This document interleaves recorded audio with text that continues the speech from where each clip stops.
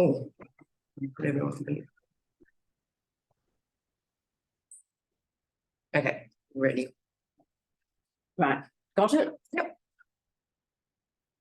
Yep, recording started. Yep. Running starting. Can you press the goblet so that we can see the people?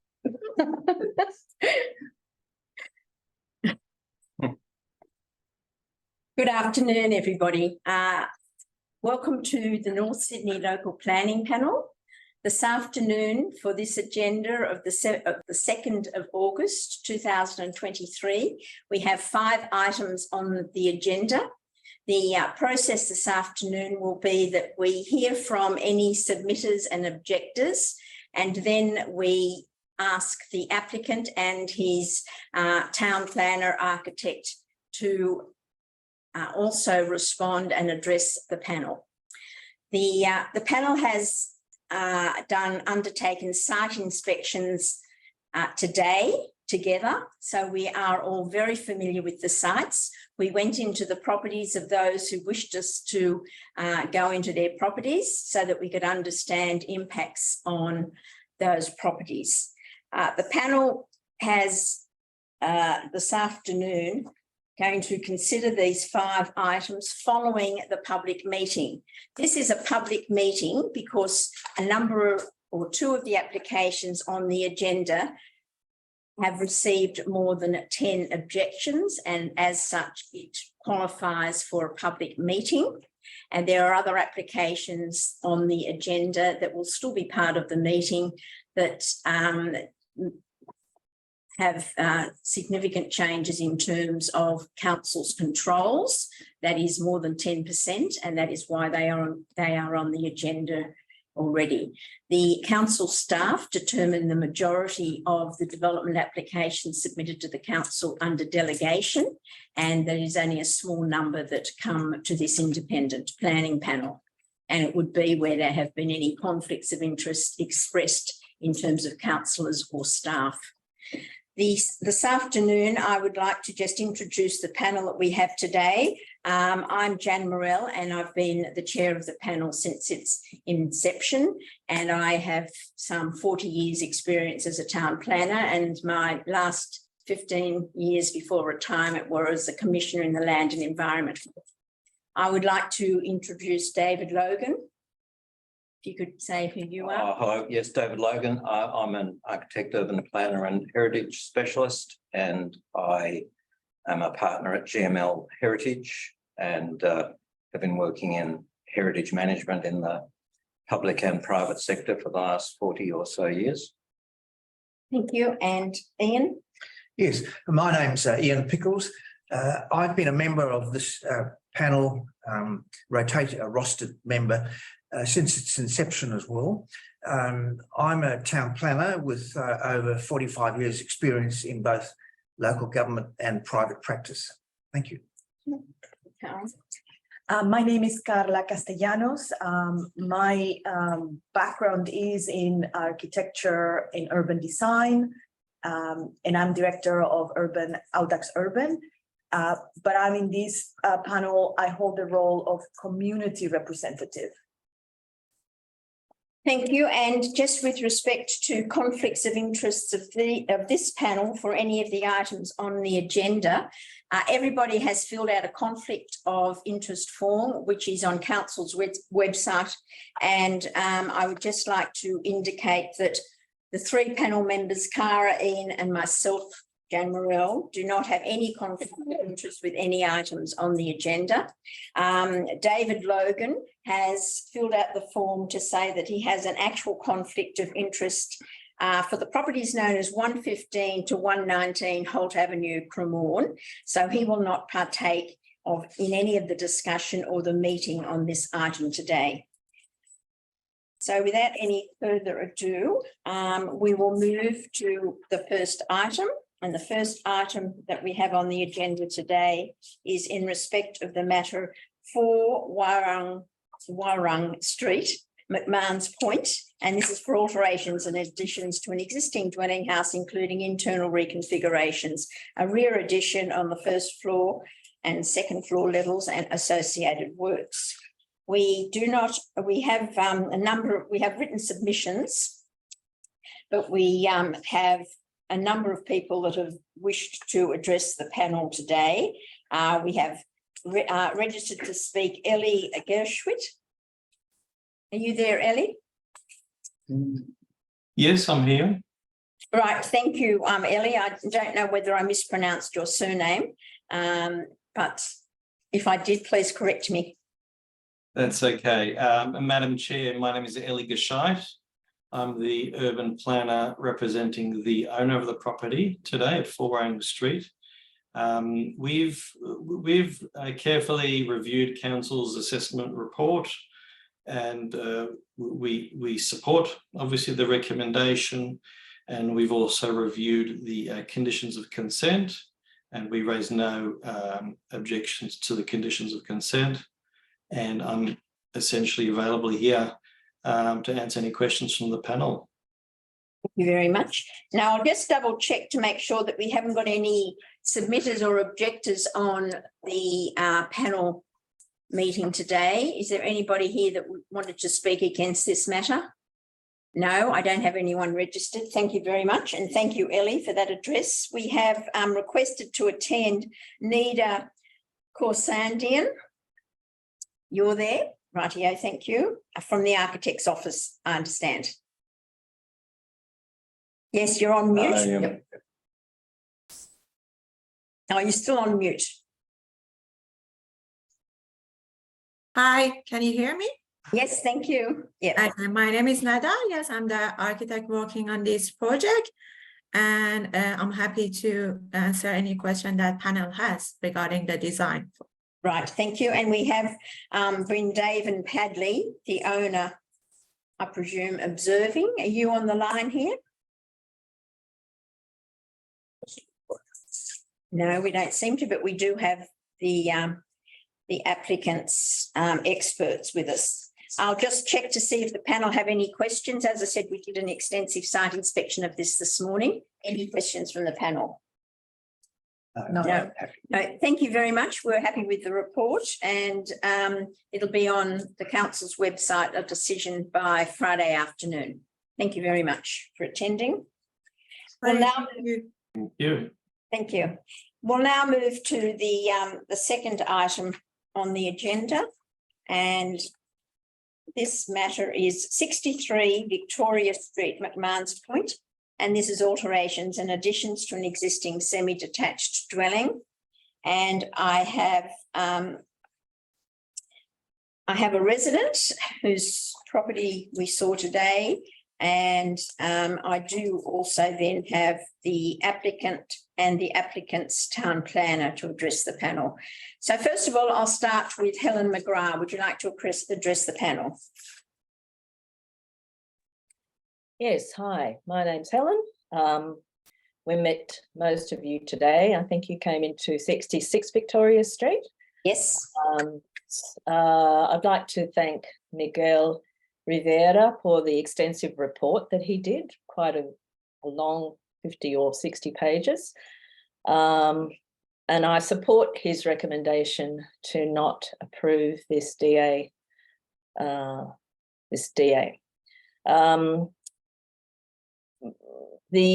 sorry you couldn't come out onto the balcony today because Doug was in bed sick. But if you look on page 45, there's a picture of the view that would be lost for us. We are one of 4 terraces, as you know, and where Brian, myself, which is 68 and 66, probably have the least amount of view loss. 64 and 62 have a lot more. So on 44 is the picture that we would have from our first level balcony, the loss of the city, some of the city views. Just thought I'd draw your attention to that. And above that, I think it's actually on page 45, maybe. The 45 is the picture. 44 is the description and 45 is the actual picture. Okay. Yes, thank you. We have some privacy. So that is our view loss from the first level balcony. And with that, because we're directly opposite, there are some privacy issues because the new third level living room would directly look into our bedroom, which is on that balcony. But the main concern that we have, which sort of encompasses all the problems with this DA, is the height controls, going over the height controls, 300 mils for the second level over the height control, and nearly 1.5 meters if the glass balustrade was incorporated or approved in this DA. One of the things the applicant was saying is that, well, everybody else in McMahon's Point's got a rooftop terrace, why can't we? Well, most, as you saw today, most of the terraces are built within the balustrade of the existing building, which ours were, the 62 to 68. And I think this glass balustrade or balcony terrace on the top is one over the height, and also it's sort of plonked at the top of the house. For me, looking out on the streetscape, there's 61 and 63 are a pair of terraces. 63 is going quite considerably up, looking quite different to 61. That's just a visual concern that I have. I think that there could be a possible change to the development application so that it wouldn't look so bad for the two terraces that are a twin set, like ours are a 4 set, that's a twin set. So basically, I think it's an overdevelopment of the 74 square metre site, going over the height controls with some very loss of view for 2 of our terraces and ours as well. 3 of the 4 terraces have lost some view on their first level. So that's all I'd like to say. Thank you. Thank you for hearing me. Thank you very much, Helen. So can I now move to Claire Fremder? That's it. Claire, thank you, Claire. And what number in Victoria Street are you? I'm 64 Victoria Street. 64, thank you. Yes. I'm directly across from the proposed development. Thank you very much for visiting today and doing the site visit. I'd also like to acknowledge Miguel Rivera's extensive report articulating all our objectives very clearly. Today I've summarized all our objectives into 4 key areas. The first one is precedence. The Environmental Planning and Assessment Act, amended 1979, and subsequent LEP controls were introduced for the betterment of us all and the local area. Creating any precedents will impact on the entire suburb, as these basically will affect future approvals. This is exactly what has been attempted by the applicant, using numbers 40 and 23 Victoria Streets as their precedents, despite there being no merit or validity to these height variations. One, number 40, was 2 side windows which had no impact on surrounding properties, and number 23 was a commercial conversion to residential with no impact to existing height of the building. The latter is also opposite a commercial building, so had no impact to views. So that is my concern with respect to, if this DA goes ahead, creating the precedent of the height, which will basically then reflect on future DAs and requirements and nominations of these precedents.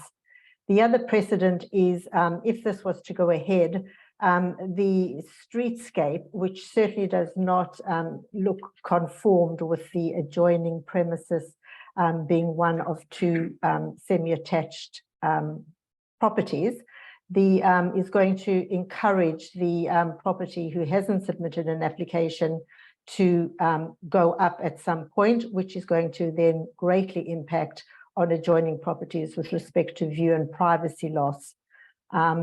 At the moment, the way the streetscape appears with one of the adjoining terraces going full height, it's certainly not going to conform with the requirements of the streetscape. The second issue for us is privacy. We predominantly use the balcony on our living area floor to enjoy the outdoors, as the terrace, which we have, the rooftop terrace, which we're very blessed to have, has no protection from sun or wind. And with respect to LEP constraints, we too cannot erect any structures for shade. So we tend to use the balcony off the main bedroom, which already has obstructive views and is going to have significantly further obstructions with the proposed development of number 63. This aside, it is our main bedroom, and as you would have witnessed today, Victoria Street narrows at the Blues Point end, and with a balcony off the dining living area of number 63, the space between our two properties is bordering on being uncomfortable. The northern aspect that they will enjoy from their development and of having a balcony, I suspect will ensure that their balcony doors and use of that balcony is significant, making the planting of a screen, which is in their application to allow light in, to be very ineffective with respect to privacy and noise. And my final concern is view loss. And as we all know, it's very evident from the diagrams that Miguel Rivera included in his letter to the North Sydney Planning Panel. And thank you, Miguel, for that. It was an amendment. The impact to view loss from our living floor balcony is significant, and from our terrace as well. Using the argument of a glass balustrade does not allay any concerns. In fact, it actually increases them somewhat. No terrace will remain empty, and adding furniture, landscaping, and as per the applicant's own admission, to hang washing adds enormously to our concerns. Add people to this, and we now have a major obstruction of views, but in addition to privacy and noise concerns as well. The applicant's reference to a glass balustrade used in the area, like the house adjacent. We've lost you. I'm afraid you've frozen, Claire.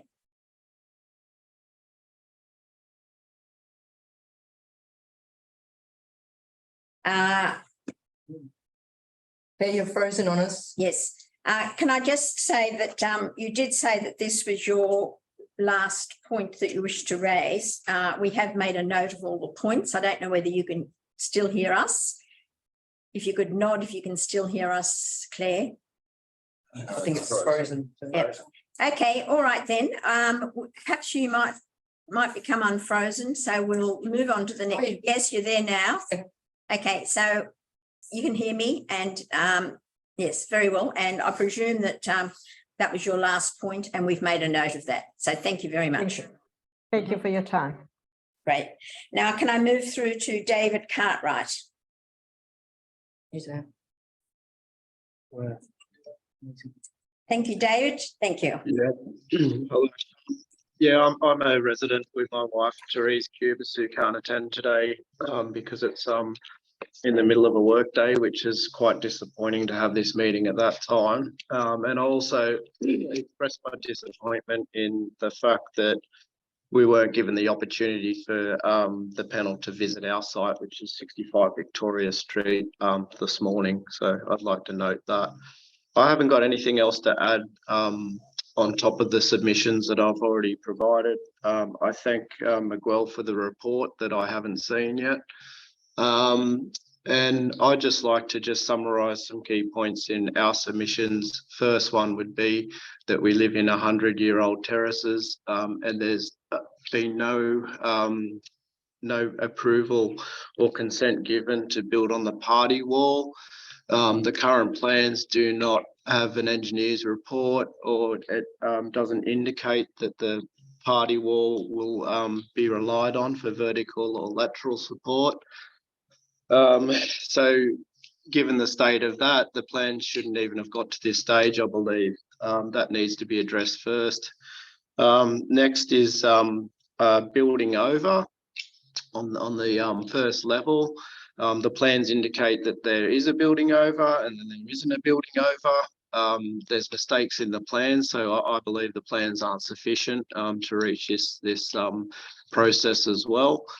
And then the significant acoustic and privacy concerns. If you look at the rear of the property, currently the like ground level is got bifold glass doors, same as ours. The first level is windows, which propose to be turned into glass balustrade full opening verandas, as well as the next level as well. So we've gone from one ground level having balustrades to 3 levels having glass balustrade doors and verandas to go. So the acoustics would be significantly impacted on our property, not to mention the privacy concerns. And then I'll address the glass veranda as well. I believe that the privacy there being glass would overlook our property as well, because it doesn't fall within the current parapet of the building. And it's glass all around. If you look at the terraces across the road, I refer to 62 to 68. There's partitions there that it's not all glass. You can't just like look straight into the next person's veranda.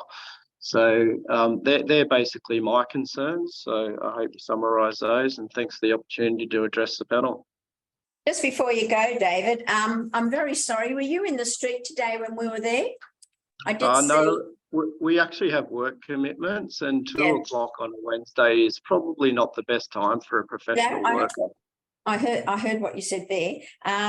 Well, I do apologise if you weren't advised, but you can be assured that we'll consider your concerns as well. Yep. Can I just also inquire as to whether the applicant has approached you with respect to seeking consent for any works? Yes, that's actually in my submission. So yes, and we wrote a formal letter to the applicant as well, saying that we do not give consent. Right, okay, thank you. And that's also in my submission. Okay, very well. Any other questions of panel members? Yes? David, I have a question for you. Have you ever contemplated possibly investigating putting an additional story on your property? Not at this point, no. No. Okay. Thank you. Okay. So thank you very much, David. And you're also speaking on behalf of Therese Cubis. Yes. Thank you. Very well. The next speaker we have of 68 Victoria Street is Brian Larkin. Brian, thank you. I can see you're online. Thank you. Yes, I've unmuted my computer. Yep. My first time on a Zoom meeting, so I hope I'm doing it properly. Oh, you certainly are. Continue. No, generally, I support the comments and recommendations made by the council planners in relation to this proposed development. But just summarising them, probably my main concern is the height and view loss. We're at the end of the terrace, so we don't lose much. We lose a bit of city skyline, but I'm awfully concerned about the precedent being established so that when David, whoever lives at number 65, goes up, they will want to emulate what 63 have done. And that will take a lot of our view away. Glass balustrade, they say is see-through, but it still restricts the view. When it gets dirty, it will become translucent. And as Claire Frender said, it have washing hanging on it and garden furniture and people as well. So it will never remain just empty. My next point is the visual appearance. The pair of semis look quite nice the way they are. But I understand developments of one pair of a semi should be similar with the other. Putting the balcony into the front of the building, extending the balcony up above the current one will bring that all forwards. It will make it unsymmetrical. It will bring the whole building forwards, which leads to a privacy issue. It's very close, the street's very narrow. And anyway, then that leads into privacy loss. As I said, the street's narrow. And I don't really want to look at my neighbour's washing on her roof terrace. Our front rooms are currently, well, my front room is currently configured as a bedroom, but it can equally be used as a living room, and that is one of the things we have in mind. And we also sit on the front terrace on that first floor level to enjoy the view quite often. I'm thinking about this, I would probably support a design from across the road that had a first floor built within the parapet with some variation on an inward sloping mansard roof. But as it sits at the moment, I will continue to oppose it. I think it's totally inappropriate. Anyway, that's the end of my comments. Thank you very much, Brian. Now we have representing the owner, unless there are some questions of Brian. No. David, would you like to come forward so that the people on the screen can see? Yes, sorry. Yep, okay. Yep. Right here. Very well. So we'll now hear from the applicant's team. We have the owner, Leanne Marsnett. Yes, good afternoon, everyone. Good afternoon. And we have Stephen Barr representing you. Stephen Barr, I believe you're a town planner. Yes, that's correct, Madam Chair. Thank you. So, Stephen, would you like to address the panel? And in doing so, could you respond to the concerns that you've heard from neighbours? Thank you, Madam Chair. I suppose I'll just start by saying that the applicant is aware of the concerns of the adjoining neighbours and has undertaken a significant amount of work to try to address those matters while still extending the property. Prior to submitting the application, a number of different scenarios were undertaken to understand the best development for the site, and that was worked through to minimise the impacts on the properties across the road and to the neighbours as well. There has been a number of, there's been different submissions lodged with the council as well through that process post-lodgement. From reading the submission by the council and the report from the council's done a very thorough assessment, and I think it's clear from their assessment that the key issue comes down to the height of the building, and the height of the building is divided into two parts. One is the height of the building, which is the actual top of the second floor, or the first floor, sorry, and then also the height of the glass balustrade that's shown on the plans as well. The use of the glass balustrade was chosen to try and address the concerns of the neighbours around view loss, and I think it's probably one of the distinctions we would draw between the information that we have prepared against what's been prepared by the council in showing the view loss, is it doesn't draw the difference between where the building ends and where the balustrade begins, and how that assessment, it's been all treated the same in the report that the council's put forward.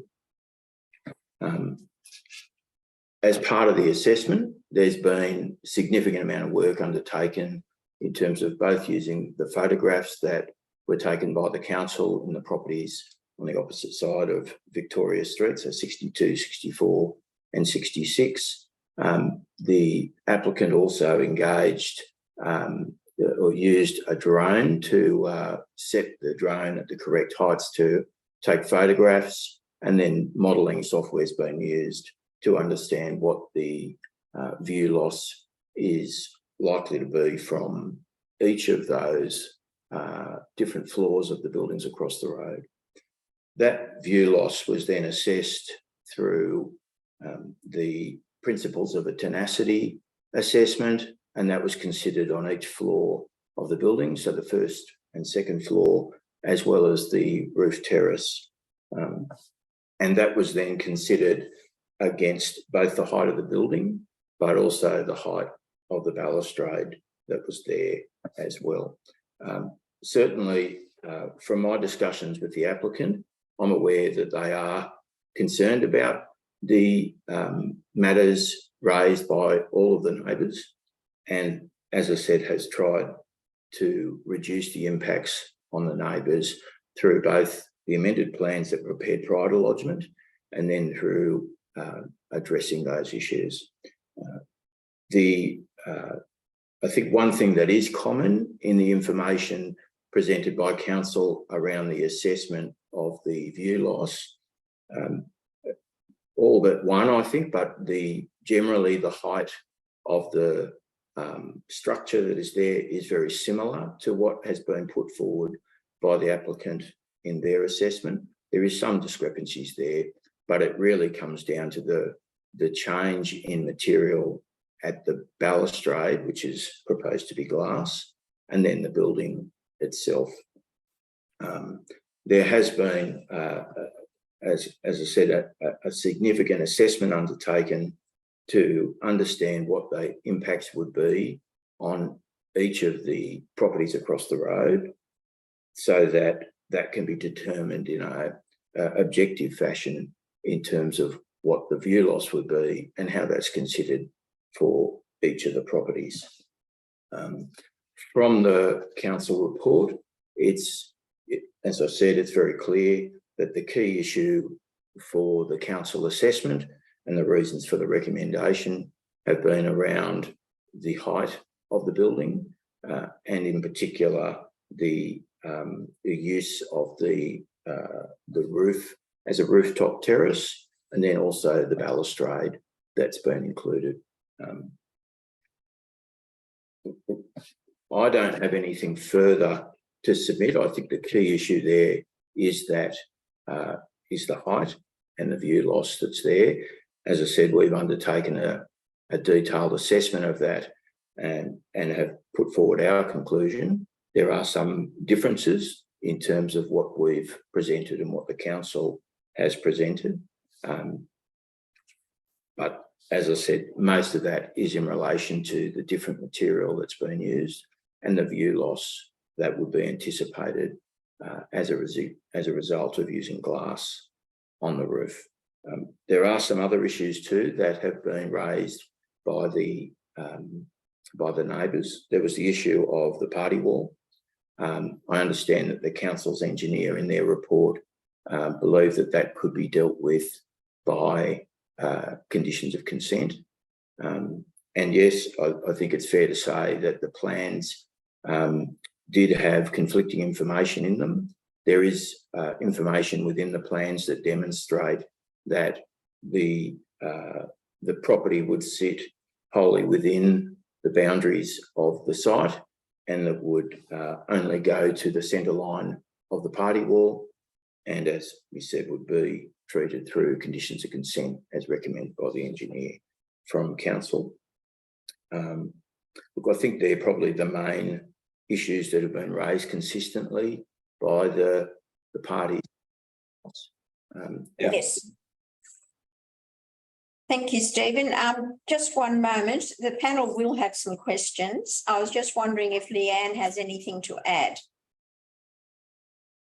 Yes, I would just like to add that I did have conversations for 18 months with my next door neighbour, Dave, regarding doing a joint application. And at the start of the process for the first 6 to 12 months, I was sharing all my documentation and surveys and front facade options and build floor plans because they were considering doing a joint application with me.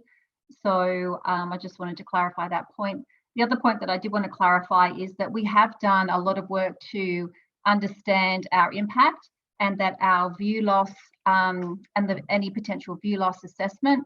The views in North Sydney are amazing. We all want to share them. I have no desire to stop anybody from viewing their own views. But as you can see from their top terraces, they have amazing views. The views on their second level are from bedrooms. So we believe that that they're not significant, and that there's a view sharing that's required. And I won't be putting any washing on my top terrace. And as they said, it's quite exposed up there, and you know, it'll be used Yeah, not all day, every day, because it's very exposed, and we won't be putting sort of furniture and things up there either. So, yeah, thank you. Okay, thank you for that clarification. I think the panel does have some questions of Stephen. So can I invite Mr. Pickles? Yes, Stephen, I do have a question. As you know, under the so-called tenacity test of view loss, it states in there that a non-compliance with a development standard, in this case height, it might be acceptable if the planning controls are met. Now, I have some sympathy with what your client, the owner, Leanne, wants to do by way of creating additional accommodation on this pretty small site. But I have some issues with the fact that there are some specific controls relating to the character of development. There's one, particularly where there's a uniform group of buildings or attached dwellings that are similar, and basically these controls really require that symmetry to be retained. My question is, in your investigation of options for what you might do to create additional rooms, did you look at the possibility of creating an additional story such that you wouldn't be able to see it from the street? In other words, some sort of mansard or some sort of treatment where you didn't have a balustrade, but you had a top floor recessed from the front of the building. Did you give any thought to a solution like that?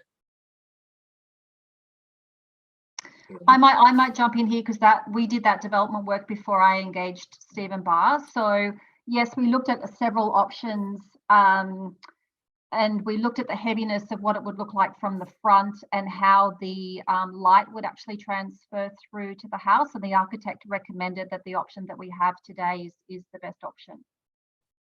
Thank you. Any other questions? Yes, thank you, David Logan. Stephen, the DCP, presumably you're familiar with the North Sydney DCP, the part of that that was just referred to is part 9.2.3 relating to desired built form, and that says that attached dwellings should have, doesn't say should, but it says have symmetrical facades. So the principle is clear as to what council is after, because it is concerned about design. Notwithstanding, this isn't a conservation area, nor are these two properties a heritage item, but they do nevertheless have streetscape character and contribute to the streetscape. And so it would seem that these provisions would apply to that situation. What's your response to that?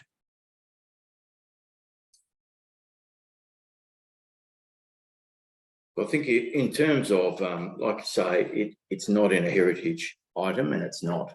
Look, I would need to go back and have a look at our report to see what we've written there.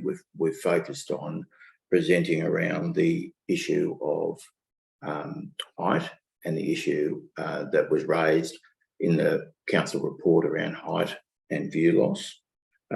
In terms of I think it's always going to be a challenge to meet that requirement where only a single property is being developed, where they're grouped together. And I think and also just with the adjacent property to the west, which is significantly different again in terms of what this design presents or what the existing buildings show. Well, it would seem to me that you might be able to satisfy that provision, at least in part, compared with the proposal now, because it doesn't satisfy it, but you might be able to better address it by setting back the upper level addition from the back of the parapet and perhaps adopt a different form of addition, such as a mansard, which was already mentioned, which would then be much more recessive. Yes, you'd probably still see the top of it from the street, but nevertheless, the symmetry of the conjoined pair would still be preserved with a different form of development. Yes, there might be a slightly less development achievable in terms of footprint, but still it would satisfy the planning controls in a better way than is now proposed. Yes, certainly, you know, there are options there that could be considered around that. It's difficult when you have a 74 square metre site to then, you know, make sure that you still have floor space that is suitable for use. I also think there with Victoria Street, in terms of the height and what that looks like there when it's perceived from Victoria Street, the height limit that's shown on the plans, where it steps down to the ground floor, as opposed to where it sits when you stand on the Victoria Street frontage, then it still only presents then as a 2-storey building at that point.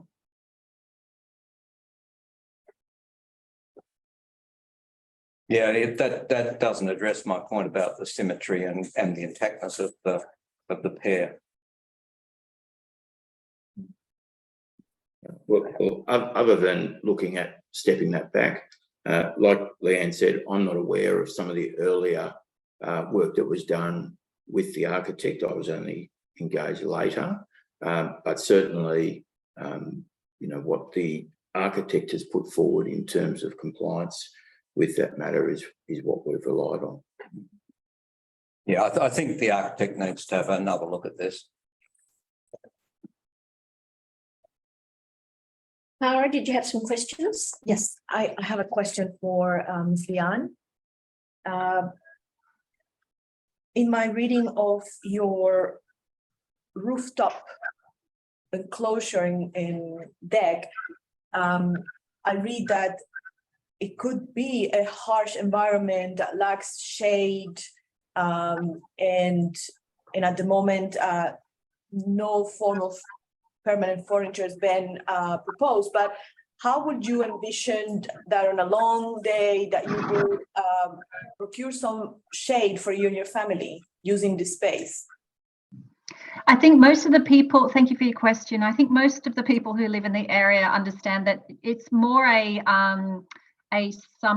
spring, summer, early autumn kind of location, and it's used mostly at night. So obviously with the harbour views and fireworks on New Year's Eve, it tends to be more of an evening option rather than a daytime option, because it is quite harsh and there is no shade up there. So that was our view in terms of using it. Okay. So you would qualify that more as an occasional place rather than daily use? 100%. The second floor for us that will turn into the kitchen, dining, lounge room had significant livability benefits for us and will be used 95% of the time. The terrace is an occasional nice to have. Yeah. Okay. As you said, the terrace is nice to have, but the bulk of your addition is to gain additional internal space. That's correct. Yeah, I mean, you've been inside the house. It's very petite. And with modern working now, working from home, I really need an office, and we really need a living area that's bright and airy and not damp. So it will provide significant livability benefits for us. And I would just like to add too, the view for us is at the back, looking towards the bridge. It's not looking onto Victoria Street. So I know our neighbours have concerns about us looking into their bedrooms, but to be honest, there's nothing beautiful for us to look at on Victoria Street. All of the view for us is looking at the back.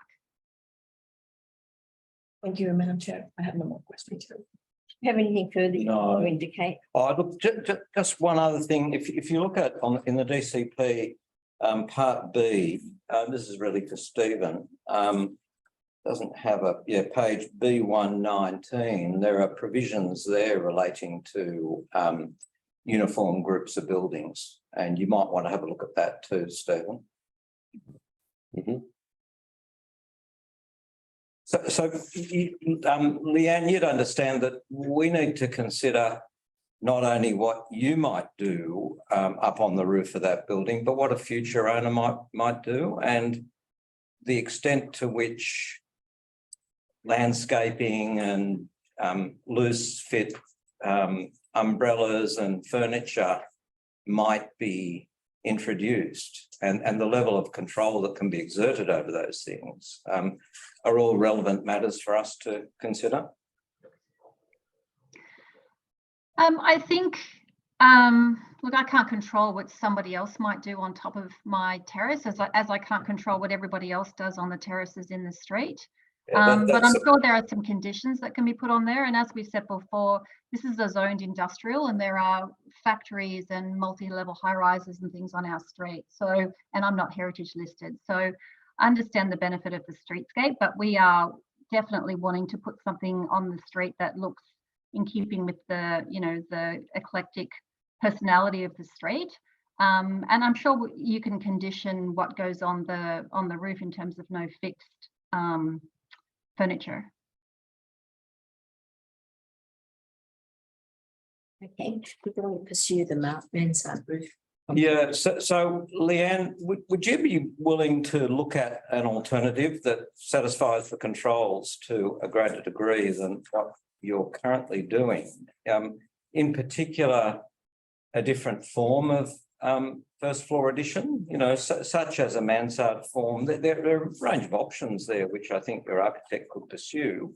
You could create a little terrace inside the parapet, for example, a narrow one that would be suitable for plants, or at least going out there by setting it back, or you could actually spring a mansard from the base of the parapet. So are you familiar with mansard forms? Not really, but we did look at multiple different options when we first put the plans together, and we actually, our first option and our preferred option was having more of a terrace look, so it almost mirrored what was going on across the road. So we've significantly downshifted the feature of I guess the front balconies and how the front has been handled to allow 65 to actually create a mirror image if they wanted to in the future. It would be very easy for them to sort of do the mirror image above the downstairs balcony above. The problem is we have so little floor space inside the house. Pulling things back, we looked at a couple of options that pull things back from the front of the parapet, but by the time you actually use that square footage inside the house, it's actually quite limited. And as you know, it's quite a petite footprint already. Yeah. Very well. So if there are no further questions, then do you have a question, Cara? One more question, yes. I understand that you have considered what might occur if the next door neighbor eventually redevelops and copies what you are proposing to do with the facade. But have you considered what will happen to the symmetry of the building if the next door neighbor never redevelops his side of the facade? I mean, that's why we did the stacked balcony, because originally we did a balcony that went from completely one side of our property to the other. And that's why we've reduced the width of the balcony to like a stacked balcony over the original balcony.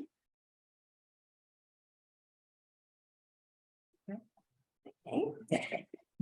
Very well. Well, I think that we've heard from everybody on this matter. So the panel will make its deliberations later today, and it'll be on the website by Friday. So I'd like to thank you all for your participation and assistance for the panel to determine the matter. Thank you and good afternoon. The next matter on the agenda is with respect to item number 3, and that is 2 Sutherland Street, Cremorne.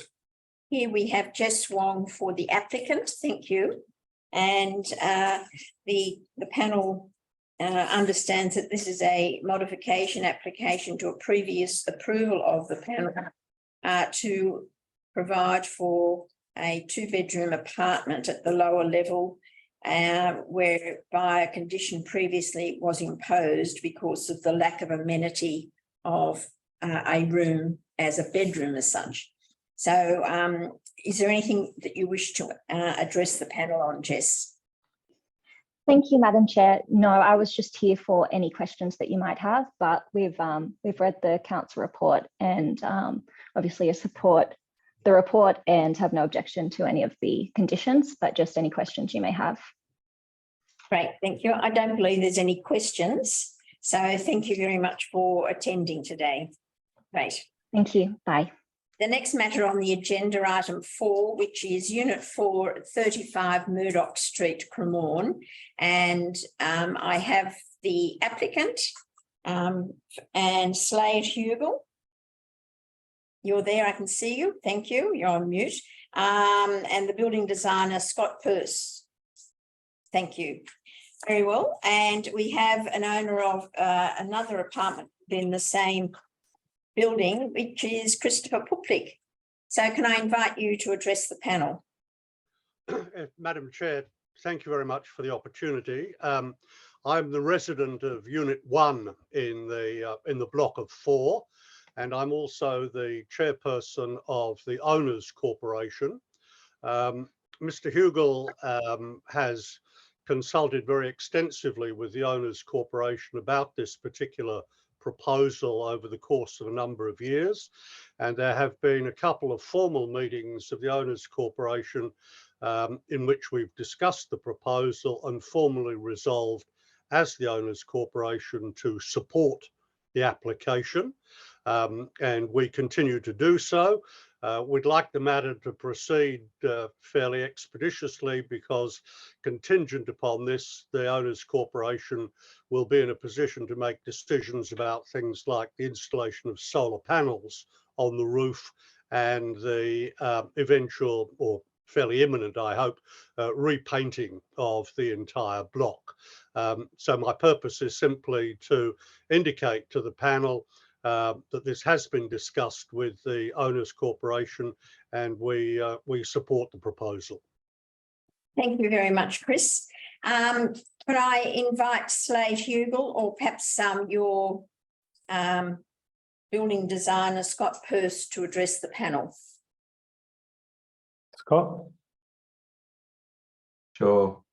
G'day, thanks for having us here today. We appreciate the opportunity. I've reviewed the council recommendations. I think a lot of good thought and effort has been placed into that document, and I have no objections to any of the conditions placed upon the approval of this application. Very well. I don't believe the panel, I'll just confirm, have any questions. We went out there this morning and inspected the site, and so we understand its context. And thank you very much for making your stores available for the panel this afternoon. Thank you. One question. Chris, what Unit 1? Where is that on the ground floor or first floor? On the ground floor, on the right-hand side as you approach. So it's diagonally opposite. Thank you. Great, thanks very much. Okay, good afternoon, and our decision will be on the website. There won't be any surprises, I'm sure. Thank you. Thank you, Madam Chair and panel. Thanks very much for your time. And the next matter that we'll move to is item number 5, and I'll ask Mr. David Logan to leave the room. And this is for the demolition of 3 dwellings and construction of a 3-storey residential flat building with basement parking. It is for properties known as 115, 117 and 119 Holt Avenue, Cremorne. And representing, we've got 2 written submissions. We've got a written submission from the Cremorne Conservation Group, Fiona Gracie, and Harris Bennett Precinct, M. De Solom and C. Clark, co-conveners. And that's, we don't have any other objectors wishing to address the panel. Got an Anne McCusker. Have I got, okay, there's some more, okay. And you, Anne's on the line, but there's two people on the line, we have no idea who they are. Okay, there are two people on the line. Could you please identify yourself for the purposes of the meeting recording? Hi, I'm here to observe only. Is that okay? Yes, you may. Can we just have your name? Anne McCusker. Okay, Anne McCusker. And Michael, are you there? Michael Wang, We have another number on there as well. Yeah. sorry, another number? Yeah, we've got a number, but But there's no name. it's not. We've got another number online. If you could please make yourself known to the panel. 873. It's the last three digits. 873. Just the last Keno numbers. I can't check. Okay, very well, we'll go 873, I'll just call it again. If you're there, if you could please make yourself known. Okay, we'll go to the owner and his representative, Michael Wang. He's not there. Michael Wang's not there? No. No, there's only Anne or Anna. Anne McCusker. There's a number there, but they're not Okay. answering. I can't even chat with them. Can we try and get Michael Wang on the line, or is he just observing? Oh, no, he's just observing. Yep, that's right. So both Anna and him are observing. Right. Okay, Michael Wang is observing as well as Anne McCusker. Very well. No body is here to address the panel. We will make a determination in closed session. So I'd just like to thank everybody for their attendance at the panel meeting this afternoon. And as I stated earlier, our decisions will be on the council's website by close of business on Friday. So good afternoon to all. And at 2:55, I close this public meeting. Thank you.